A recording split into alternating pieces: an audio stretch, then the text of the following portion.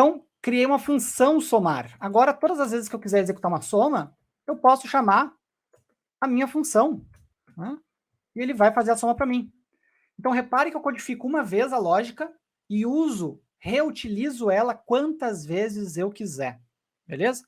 Quantas vezes eu quiser. Então, essa é a grande graça da função, eu consigo fazer mais com menos. Eu mencionei para vocês que a função funciona como um algoritmo. Ela tem entradas, processamento e saída. Mas se vocês olharem aqui, essa minha função não está saindo nada, né? Ela está imprimindo no console, mas, sei lá, tem uma cara de que ela parou na etapa 2, né? Porque os parâmetros é a etapa 1, que é a entrada, esta linha é a etapa 2, que é o processamento, mas e a saída? Tá? A recomendação é que as funções de vocês tenham um retorno sempre. Se vocês não colocarem um retorno, a própria linguagem de programação coloca para vocês um retorno genérico, né? Tipo, terminou a função, tá? Porque todos os algoritmos têm que ter retorno. Isso é uma necessidade do sistema operacional, beleza? Uma coisa lá do processador. Então a recomendação que eu dou para vocês é que vocês não imprimem aqui dentro, e sim retornem. Olha que bacana essa palavra aqui, ó, return.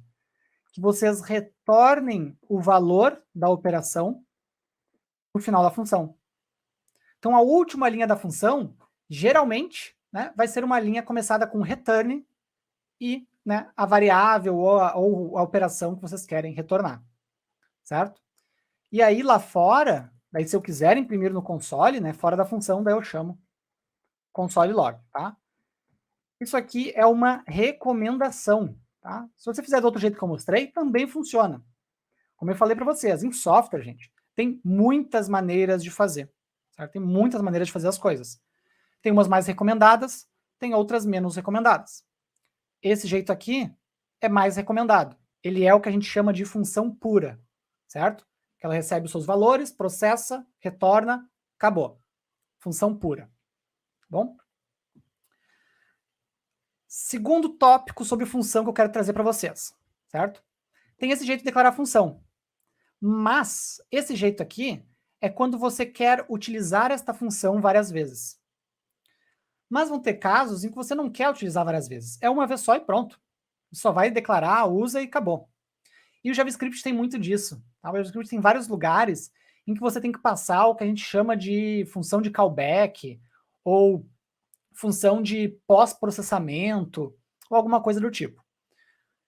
Nesses lugares, eu posso declarar a função assim e usar ela, já vou mostrar isso na prática, tá? Ou eu posso declarar uma função anônima.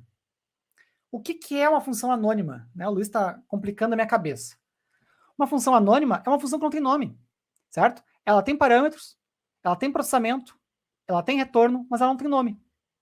Como ela não tem nome, né, ela executa ali onde ela está, mas você não consegue utilizar ela em outros lugares. Onde é que a gente viu uma função que não tinha nome? No setInterval. Quando a gente criou o setInterval, ele tem dois parâmetros. SetInterval é uma função, tá? É uma função do JavaScript. E ele tem dois parâmetros. O primeiro parâmetro é a função que vai ser executada a cada intervalo. E a gente tem que declarar ela aqui, não é a gente tem. Geralmente a gente declara ela de forma anônima, que é com parênteses, igual maior, que forma uma seta, tá? A gente chama isso de arrow, né? Uma seta, literalmente, e chaves. Então isto aqui, ó, gente, é uma função anônima. Ela só vai funcionar dentro desse setInterval, porque ela não tem nome, logo eu não consigo chamar ela em outros lugares, certo? E o segundo parâmetro do setInterval a gente viu que é o nosso, né, timer, né, o nosso temporizador, quanto tempo vai demorar para ele executar. Beleza? Então aqui agora eu juntei, né, os dois conceitos.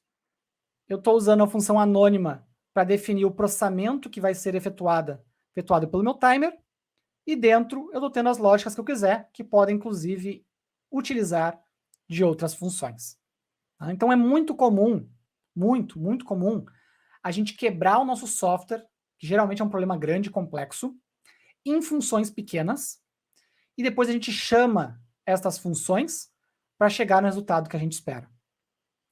Então, se eu quiser, por exemplo, criar um software de calculadora, né? Lá vem o Luiz com aqueles exemplos de faculdade, né? Isso é cacoete de professor de faculdade.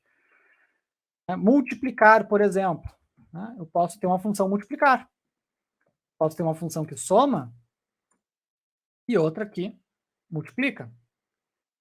Aqui a cada 1 segundo, né, a cada 1000 milissegundos, eu efetuo uma soma e depois efetuo uma multiplicação, imprimindo o resultado de ambos no console. Certo? Então, no JavaScript, tá? Em outras linguagens isso varia, mas no JavaScript, dominar esse conceito de função e de função anônima é vital para vocês conseguirem utilizar ele na sua plenitude. O JavaScript, gente, ele é uma linguagem com um apelo muito grande a funções, ao paradigma funcional que a gente chama, certo? Então você consegue escrever programas gigantescos só usando, né, só quebrando ele em pequenas funções e usando essas funções quando elas são necessárias, certo? Então, dominar esse aspecto é fundamental para trabalhar com JavaScript. Aqui eu fiz funções simples com 2 parâmetros, você pode ter funções com 3 parâmetros, com 4 parâmetros, 1 parâmetro, nenhum parâmetro, certo? Aqui eu fiz funções com apenas uma linha de código dentro, mas eu posso ter funções com dezenas, centenas, milhares, não é recomendado, né? A função é para ser pequena, mas eu posso ter quantas linhas eu quiser dentro da minha função, desde que atenda ao meu resultado, beleza? Entendido o que é uma função e a diferença de função com nome e função anônima,